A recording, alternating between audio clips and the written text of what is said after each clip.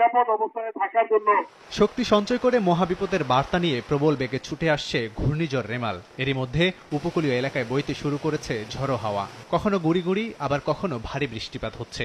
গভীর নিম্নচাপ থেকে জন্ম নেয়া রেমালের আগ্রাসী রূপ শনিবার সন্ধ্যা থেকেই হানা দেয়। এ সময় বাতাসের প্রবল গতিবেগে লণ্ডভণ্ড পরিস্থিতি তৈরি হয়।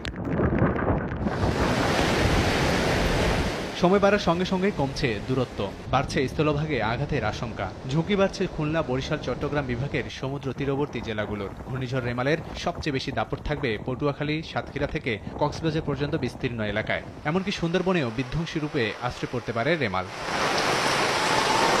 আবহাওয়া দপ্তর বলছে বাংলাদেশে সবচেয়ে বেশি শক্তিমাত্রা প্রয়োগ করবে রেমাল। ঘন্টায়